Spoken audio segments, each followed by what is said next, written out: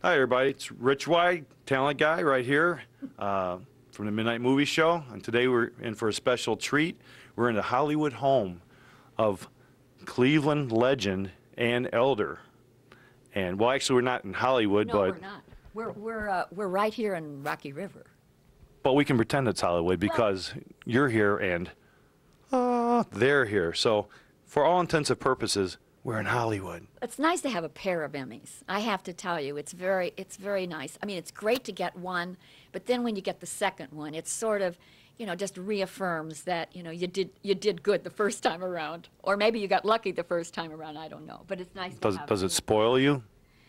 I don't think so. I think that it really kind of compelled me to try and live up to the honor of winning an Emmy. Sometimes you get an award, and it may not be for the best thing that you've ever written, but once you get the award, you say, oh my God, I've got to really live up to that now. So I think in many ways it made me write more often, and hopefully a little bit better each year.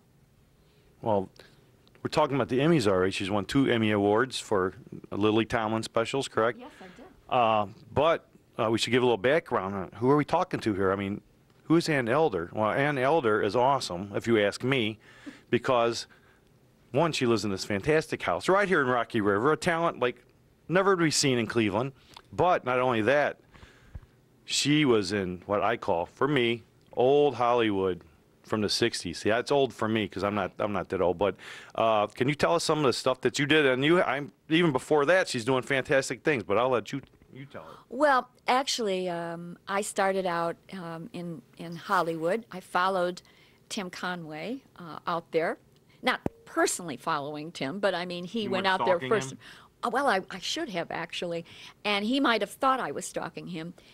You know what? I should tell you a little bit about how I met Tim Conway, because that leads to how I also met Ernie Anderson and some of the other Cleveland clan. When I first got out of college, I had gone to DePaul University in Indiana. I came home and I really didn't know what I could do or wanted to do, but I had a feeling it would be something in the entertainment industry.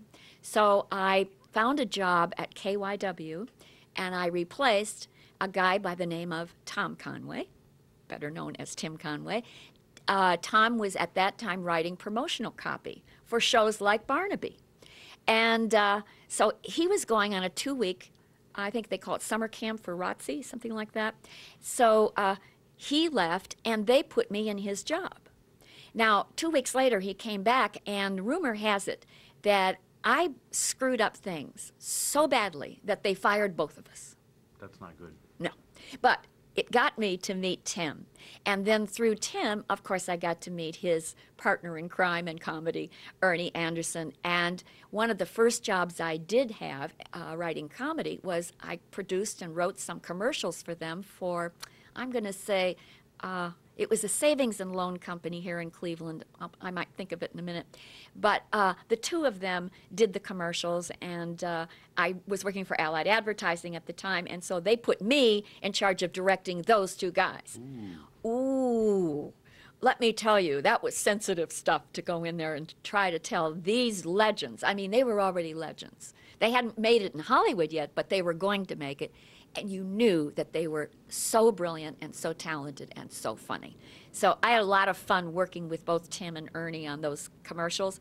And then I continued to know Ernie and Tim over the years, of course, once I moved out to Hollywood. So where was I when I digressed there? So I know, I was in... You lost me because it's also amazing. I'm just like... No, I know what it was. We were talking about when I went out to California. I actually went out about 2 years after Tim. I took a little time off to go to Chicago, and I worked for an ad agency there for about 6-7 months, and then I really got bitten by the acting bug, and eventually I was able to become a part of the company of Second City. I did that for 1.5 years, and then I packed my bags, and as the legend goes, I got on a plane with $500 in the bank, 2 suitcases, and a pocket full of dreams, and I went to Hollywood. I knew 2 people, Tim Conway and Bill Friedkin, who went on to direct The French Connection and The Exorcist and a whole bunch of other Oscar-winning film. So I knew two pretty good people. Yeah, that's a pretty good start there. Not bad, not bad. Yeah, I think a success story in the making. Well, it was interesting because when I first got to Hollywood, Tim suggested that I come out and meet him for lunch. He was the co-star of McHale's Navy. I did, and he said, do you have any film on yourself? And I guess you know that it's imperative if you want to get an agent in Hollywood, you have to have film. But the problem is you can't get into the film business unless you have an agent. So it's a vicious circle that you're traveling in there because you desperately need to work, but you can't get an agent without film. So as luck would have it, I did have a little film on myself. I had created a weather show in Chicago, a two-person weather show, sort of like Nichols and May. Okay. Not nearly as funny, but it was in that genre. So I had a 15-minute film on myself, and that was really fortunate because I was able to show that to Tim's agents. And so about 2 weeks later, I had an agency, William Morris, which was... William Morris, that's not too bad. And it doesn't hurt that Tim was, kind of helping you along probably. Oh, it was a big help. I owed him everything. I mean, obviously, they had to judge me on what they thought I might be able to do. But to have Tim open that door for me and kind of bless me and also say to the agents, I like that piece of film she's got. I think it's pretty funny. That meant a great deal. And that probably was the reason why they put me on the payroll there at William Morris. And now, of course, I don't know how many people realize this, but now you replaced Goldie Hawn on Laugh-In. That's right, correct? Well, it's true that I was the blonde after Goldie. The other part of the truth is no one can really replace Goldie. I was the person in the right place at the right time. There's much to be said about luck being a part of anybody's success. And I think in my case, I was so fortunate. The year before Laugh-In went on, they had all these auditions going for the show. And I wasn't up for Laugh-In at all because they had already signed Goldie. But Joanne Worley, who was my neighbor in the apartment house in Hollywood, Joanne said, would you mind driving me to this audition for this crazy new show called Laugh-In? I don't have my car yet. I don't have my license yet. So I thought, well, I'll be a good egg and I'll drive her over there. So I called my agents and I said, maybe I could just go and audition while I'm there since I'm driving. So they called George Slaughter and said, would you mind if Ann Elder came in and auditioned after Joanne Worley? And he said, oh, no problem at all, no problem. Well, I sat in a waiting room while Joanne went in and did her audition. Now, you know how bombastic she was with her boring, and she was this flamboyant, larger-than-life, epic comic performer. She was so brilliant and so over the top, so bigger than life. And I'm sitting out in the waiting room, and I'm hearing George Slaughter and 10 other people screaming with laughter. They're applauding her. They were giving her standing ovations. And this went on for a good solid 25 minutes. She finally comes out. They're screaming, wiping tears from their eyes, mopping their brow. And George turns to me and he says, Ann, would you like to come in now? Oh, what an act to follow there, huh? Yeah. Not too big shoes to fill. It was impossible. And I remember going in and I sat there and I said, you know what, George, I don't think this is a good plan for me or for you, so perhaps we'll do it another time. And I kind of gently, ran out the door. But following Laugh-In's big success, it was on for 2 seasons. Goldie got the call to come and do the co-starring part in Cactus Flower, for which she won an Oscar. But anyway, that summer I was writing what they call an industrial for Rowan and Martin, and it was all about hospitals. And I did it with my writing partner, Larry Hovis, who was a regular on Hogan's Heroes. So Larry and I were also asked to perform on this industrial with Rowan and Martin. We did sketches with them all day long, and we were having a grand time of it. And I remember I was standing by the coffee machine, and Dick Martin came over and said, by the way, what are you doing in September? And I said, I don't think I have anything that I'm doing really. And he said, well, how would you like to do Laugh-In? How would I like to do Laugh-In? Wow. And I thought, oh my gosh, do I have to go back and audition again for George Schlatter? Which I asked him, of course, and he said, no, not at all. He said, I'll make the phone call. So about an hour later, Dan Rowan came over and he said, by the way, what are you doing in September? And I said, don't go there. He already booked me. Well, they did manage to call George Schlatter and convince him that he should hire me and my partner, Larry Hovis. So we did the show for 3 seasons. And when I say that, you know, I came in after Goldie, I followed Goldie, I replaced Goldie, but really and truly, she was such a unique talent, and she remains one of the greatest people and the most important women in the entertainment industry. I was proud to be on a show that she was part of as well. And of course, during that time, that's when I met Lily Tomlin, and from that relationship on Laugh-In, I got those 2 Emmys because I wrote for Lily Tomlin. So. Wow, it's like, talk about the fickle finger of fate, right? Exactly right. You seem to be in the right place from the very start with like I say, the roots of comedy ran all through you with Lily Tomlin, Larry Hovis, Tim Conway. Eventually, I'm going to have to go on a limb and set a religion to the Carol Burnett show and Sure. and Mama's Family. I mean, holy cow! You know, what can I say? You know what's so interesting about all of that is that the Carol Burnett show hired Tim, hired Ernie Anderson. Ernie was the voice announcer for that show for years, and so. You know, I was a part of that show even when I wasn't writing on the show because I was friendly with the Conways. So every time they would have a holiday party, Carol would be there, Harvey would be there, and of course Ernie and Edwina at the time and all of his kids and so on. So it was like almost like a big Cleveland family with Hollywood people attending it. It's odd. I mean, because it was so Cleveland in so many ways.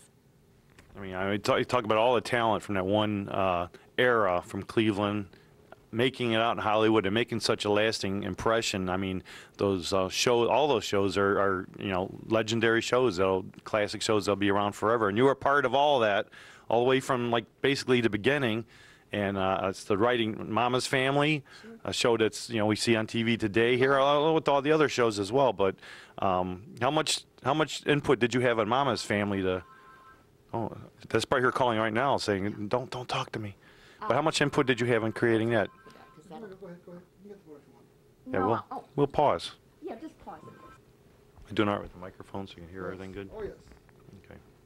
You know me, if I don't hear it, I'll say something. Okay. And don't forget to talk about Jack Riley. I'm going to talk about all this stuff, but it's like you're going to keep reminding me, and you talk about anything because you got so much. Well, there's a lot of. You have a lot. We've got a lot of yak stuff. Yeah. Well, you have like everything. She knows too much stuff. I don't know. You got a lot to talk about. Okay, Ray? Go. Okay, now talking about Mama's Family, how much of an input did you have with, or any, with creating the character of Mama or some of the characters on that show? That character came from the Carol Burnett show, the hour-long version, and that was created by 2 other writers. So any time other writers were hired to work on Mama's Family, which was a sitcom, that was kind of a spin-off from the Carol Burnett variety show. Any time that we came in there, all we did was try to live up to what these other people had created for us. And of course, Vicki Lawrence is really a genius too when it comes to creating that character. And I really think that this is an iconic figure for television. I really love the way Vicki does that character. When you write any kind of a sitcom, when the characters have been established, the best you can do is try to maybe say, well, why not look at a new concept here for the character and maybe put her in a new situation that might require her to act differently than she normally does. That's about all you can hope to do in characters that are so firmly defined. Wow.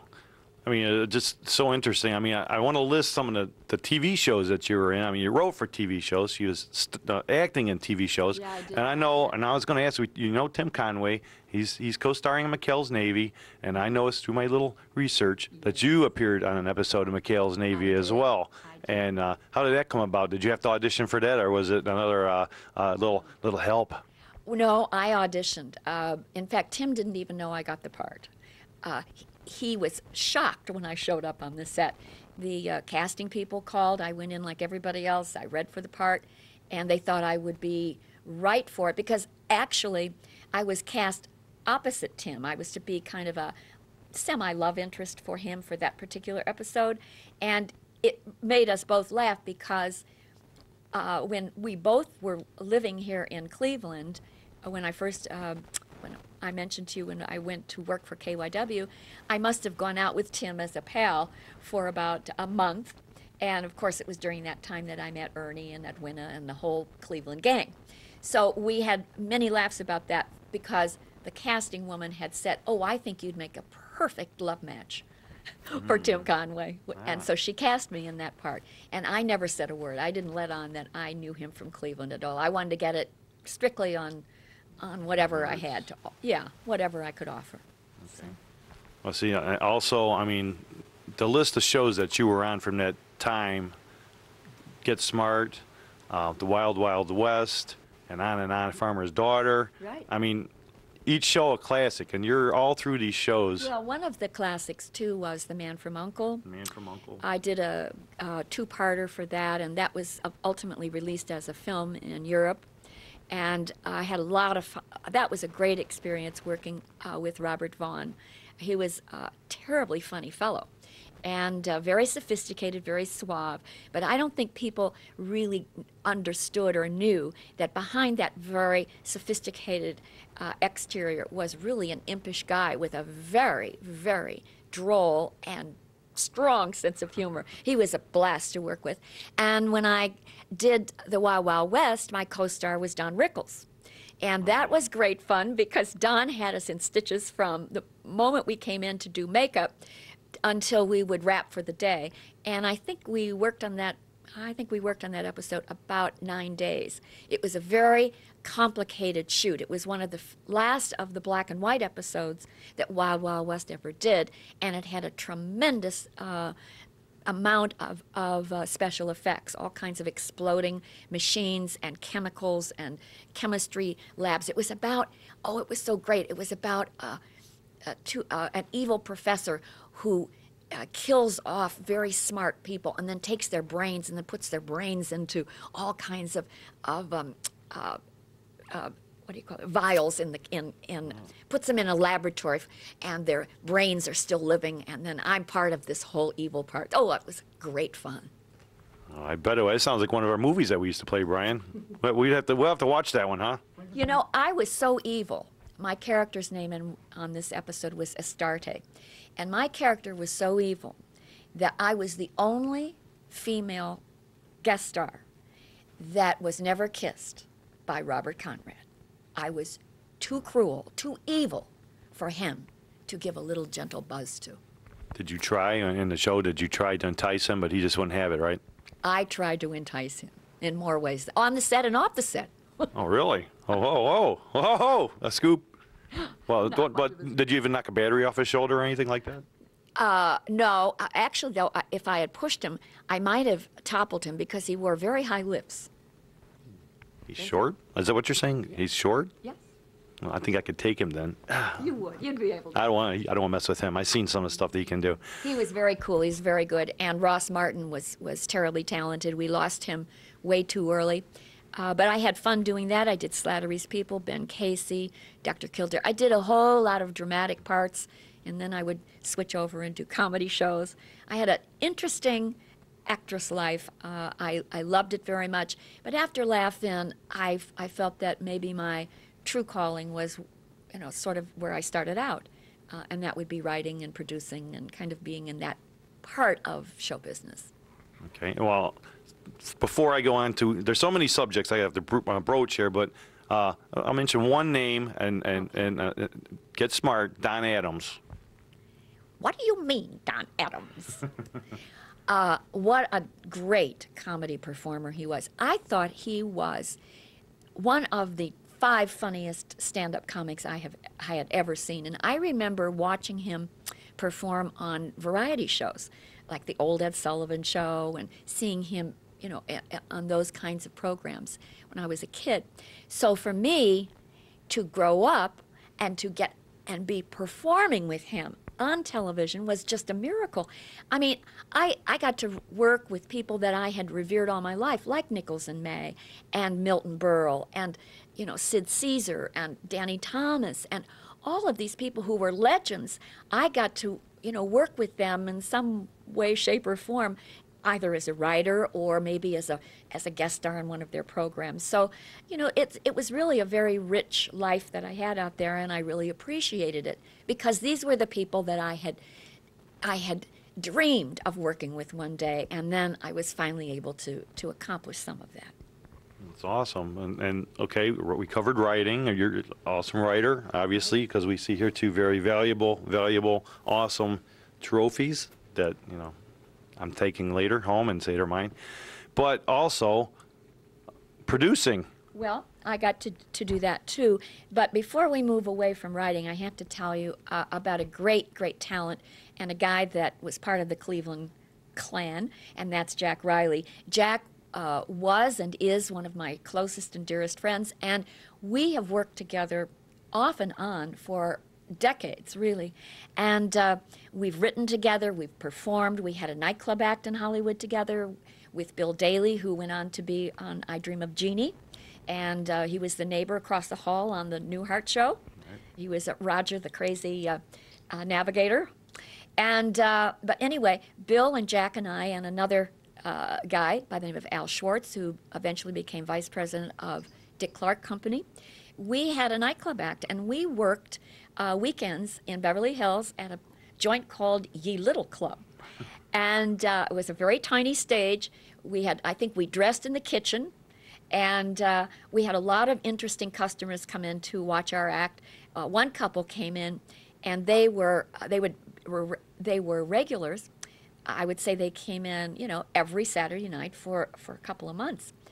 But the only problem with this couple was that they sat in the corner, but they got into these terrible battles. And they would be so loud that sometimes up on the stage we'd have to stop the act for a few minutes while these 2 people in the corner cooled off.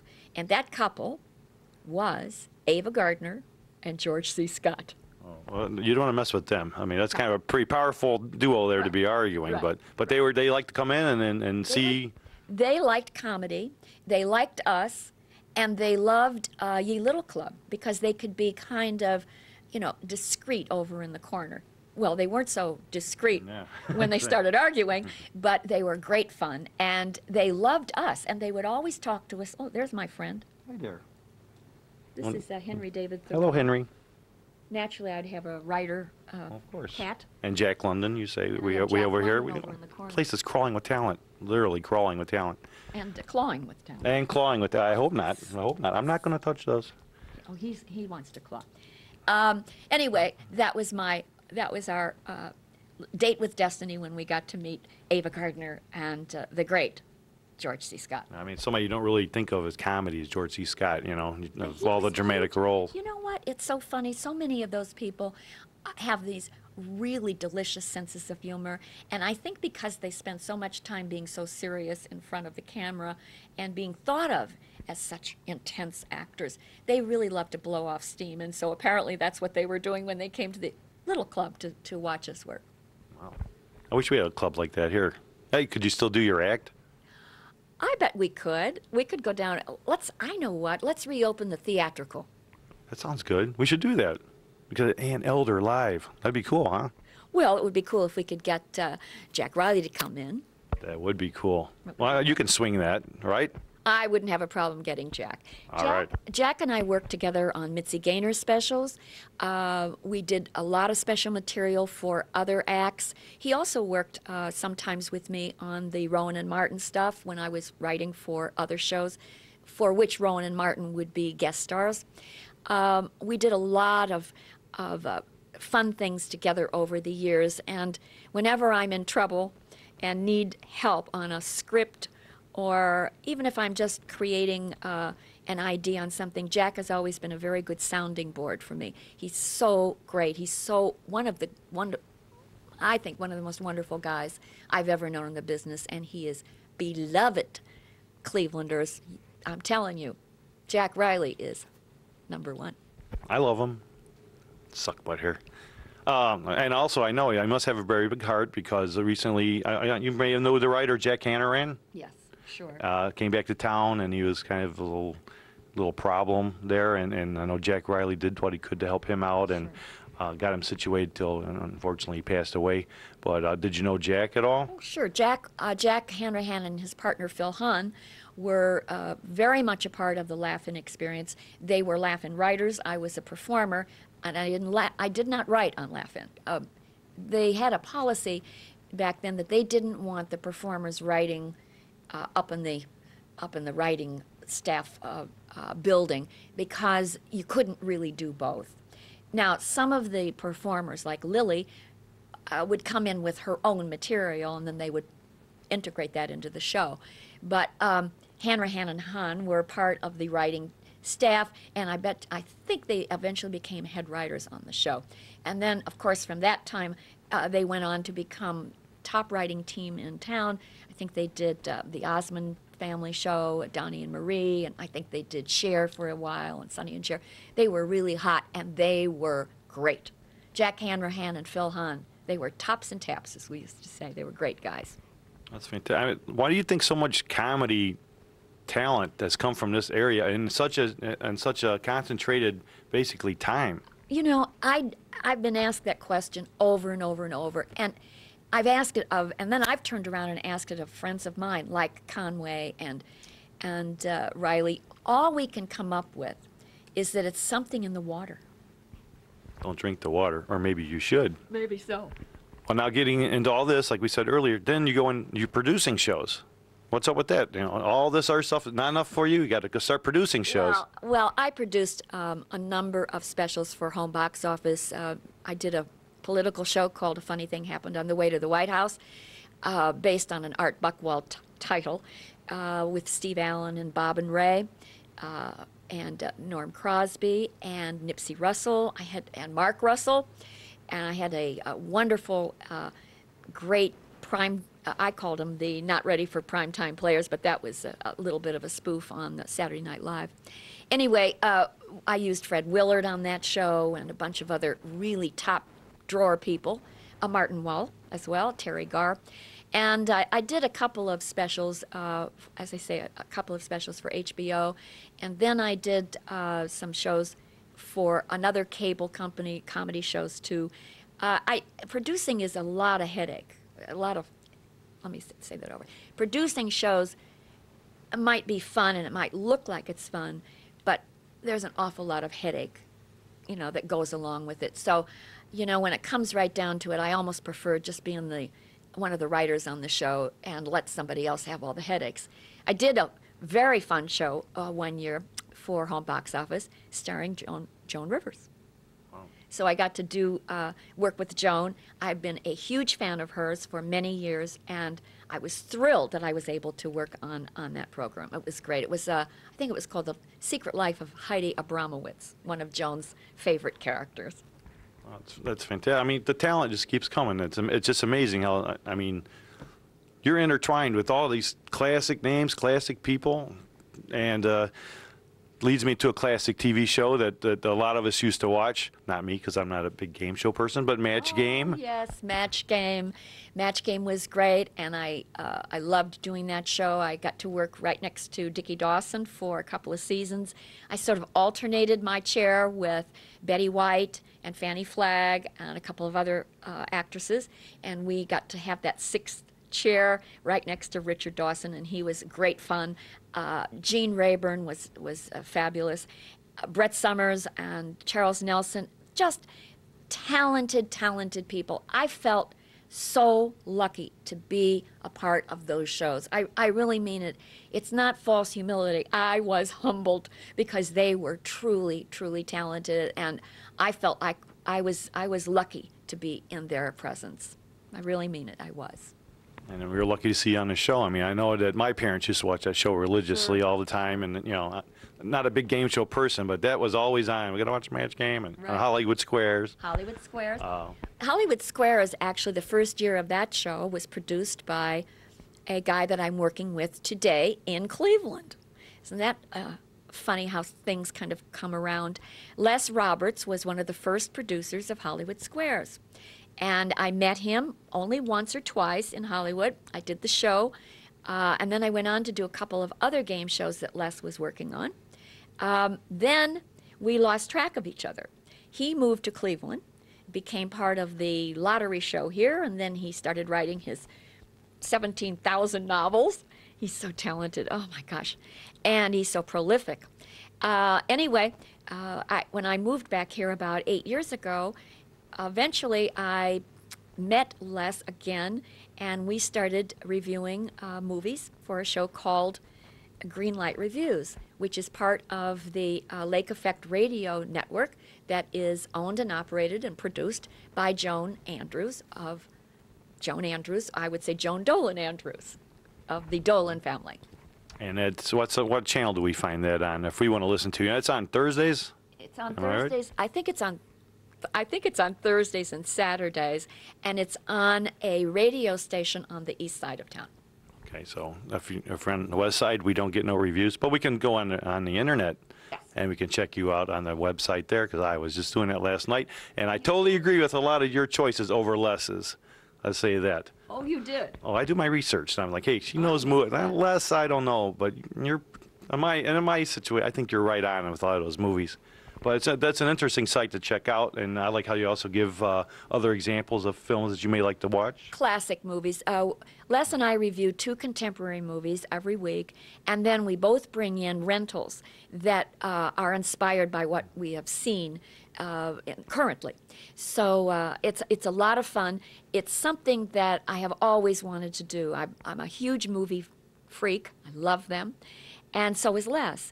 And I think what we bring to the show is a different perspective from different perspective from some critics, because we have been in the trenches, we have been writers, we have written screenplays, we have written teleplays, we know how to construct a story, and we know about acting and casting and directing. So I think when we review a movie, at least we try to put into it as much professional background as we can bring to it, and I think that does make some difference in the way we approach a review. I mean, check that out. I mean, she's right on. I don't know about Les, but she's right on. No, don't say that. Okay, well, I'm just kidding. Well, of course, Les was also, like you said, he was in Hollywood, and he was a producer of a lot of classic shows as well, about Andy Griffith and some shows like that. And once again, like I said, you're intertwined right with all these classic shows. You're part of history. Speaking of history, now we got to get kind of into what we want to discuss a little bit. Ernie Anderson. Well, this is a guy that everybody loved from the moment they would meet him.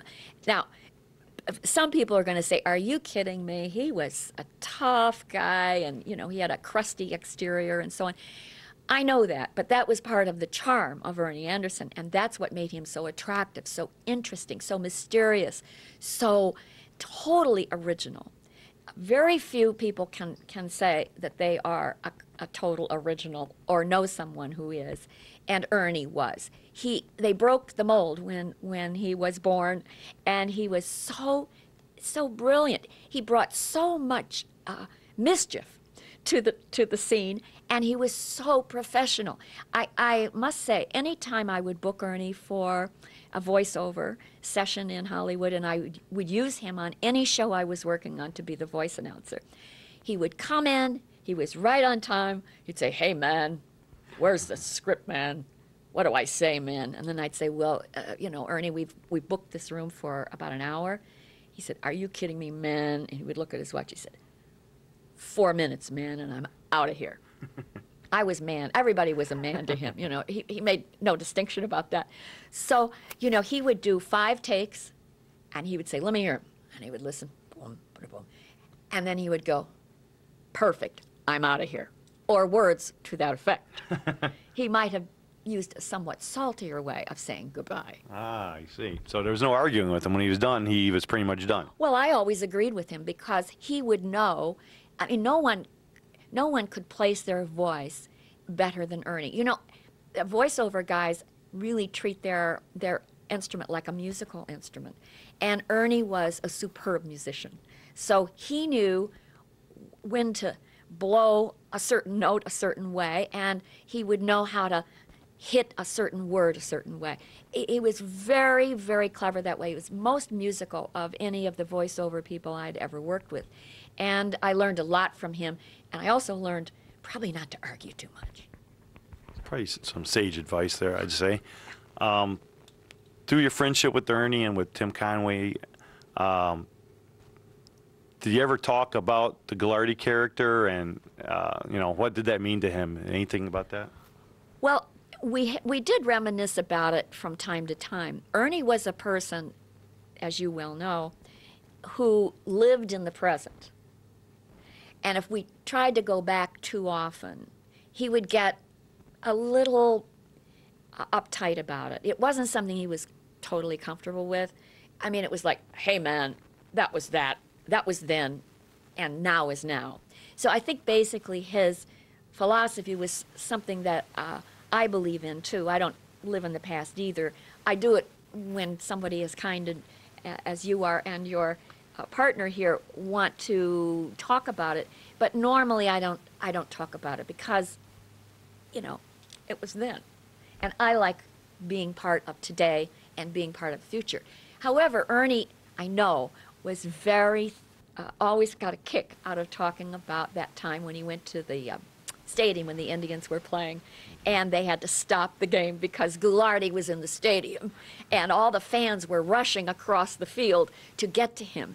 And that was a huge event in his life, and he loved telling that story. So I know that he loved Cleveland. He loved the people who appreciated him. You know, that was a big deal for him to go on a local radio station. Excuse me. It was a big deal for him to go on a local television station and create this monster show. And, you know, it was a huge, huge hit. I don't think people realize, except those people who were living in Cleveland at the time. I mean, he was a super star. And I know that was great for him. And it also, of course, made him realize, or gave him the courage, I think, to take his act on the road and go to Hollywood. And of course, he came out about a year and a half after I was there. So, you know, we were all there within about 3 years of each other. Okay, so his comedy partner, Tim Conway, left to go to do McHale's Navy, and he kind of hung back and decided not to follow him out there. Like you say, he didn't think he was ready, or what do you think? I think that's true. I think Ernie felt that, I don't think he was insecure, but I think he needed to really get his comedy down, and I think he needed to do it on his own. So I think it was smart of him to stay back and then say, okay, I can make it without Tim, I'm good. And then once he had that, then I think he felt, okay, now I can go out to Hollywood. And I'm not going to be in Tim's shadow. I'm not going to be a coattail partner. I'm a guy who's got it on his own.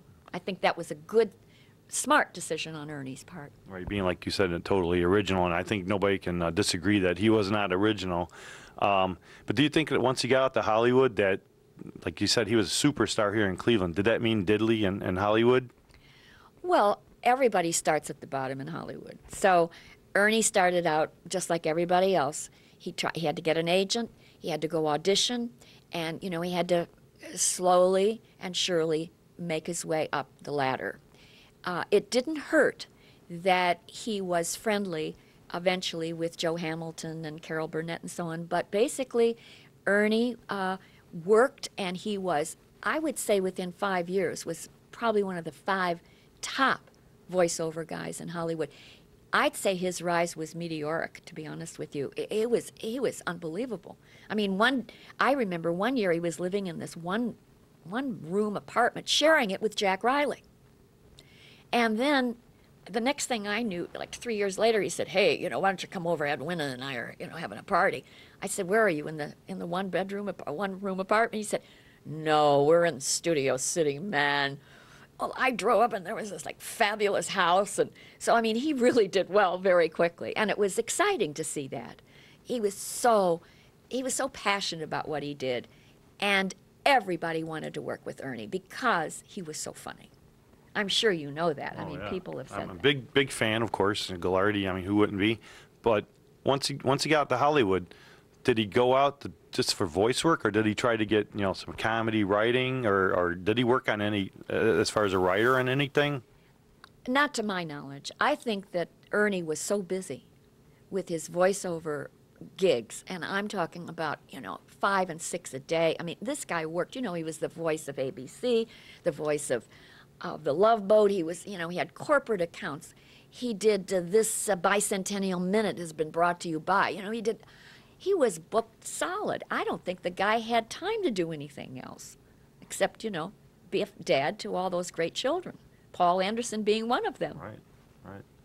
Well, I can just imagine Tim Conway and him in Hollywood with their comedy. They could have, perhaps been another classic comedy team with, Abbott and Costello and, with their comedy. I mean, their comedy was kind of in its infant stages when they were here, and they both took off to Hollywood before it really got a chance to develop. Do you think that maybe they could have became a classic comedy team? I think so. I think that Tim really had his career. It was really launched once he got off of McHale's Navy and then went into the movies, and then was picked up, of course, very smartly so, by Carol Burnett to be a regular on the show. And then he would really partner with Harvey Korman. Ernie was doing so well on his in his orbit, and he was such a star that I don't really think they would have time to go back and try to recreate some of the things that they did in Cleveland. They might have done it once or twice, and I don't know how much. I don't know how much time they devoted to that act that they did. I tend to think they were kind of off in their own areas, but they remained terribly close friends. Oh, yeah. And I know they had ties back to Cleveland with Chuck Shadowski, Sure. and the whole thing back here, Dick Goddard, and all those people. And I know that they stayed in contact up until Ernie died. That they thought of him very highly. Sure. And I want to kind of end our little interview here just by getting a few of your thoughts on some certain people, like you already said about Jack Riley.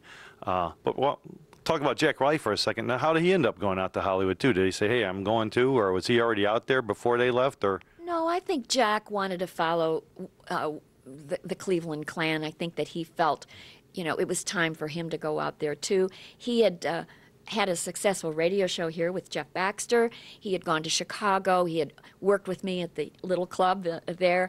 Then I decided to go, and I think he said, well, I should be out there too. So I believe that he came out there about the same time, maybe 6 months after I was there. And then Ernie followed. So we were all, as I said, we were all kind of bunking in together, and we kind of hung together in those first early years when we were there, which would be the mid to late 60s.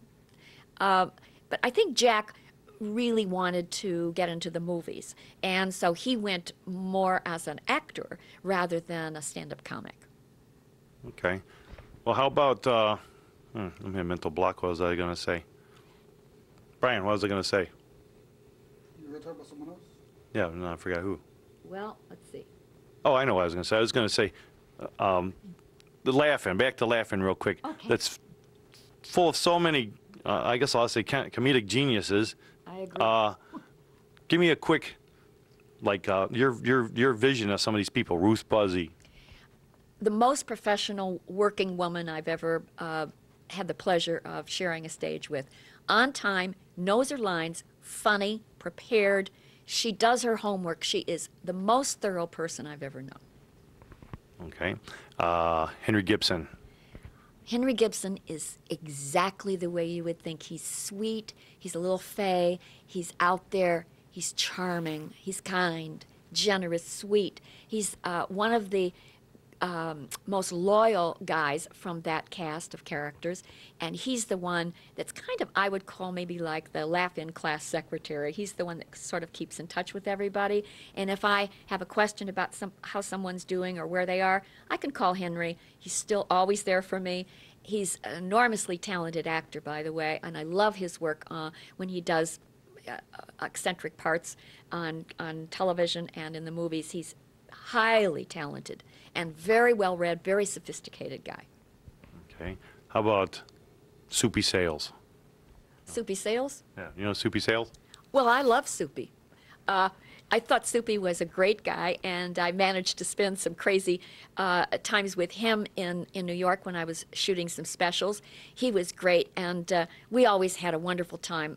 Sometimes when I was in New York, Jack Riley and I, and Pat McCormick, again, another great comedy legend, we would all go out to lunch, and Soupy would be part of the gang, and I have great memories of the kind of havoc that we wreaked in some of those restaurants. I can imagine just going out with these guys and hanging out. It had to be a riot. I was actually lucky because I was one of the, now that I think back, I was probably the only female they allowed in this kind of group of all guys. And it was a lot of, it was very challenging for me. I learned very quickly that the best thing I could do was just to be kind of quiet and look as good as I possibly could and laugh when all the guys were talking. That really worked for me. Good advice, I think. Good advice. Dick Martin and Dan Rowan, how were they? Dick Martin was always my favor, of course, because I always go for the goofball, because that's me. But how were they in person? Were they kind of like their personas you see on TV, or how were they? Not really in person. Dick was more serious than you might imagine, and Dan was probably a little bit more playful. When the guys got together originally, Dick Martin was the straight man, and Dan Rowan was the funny one. That didn't really work, so they thought, well, maybe we should reverse that. And so Dick said, okay, I'll be the goofy one.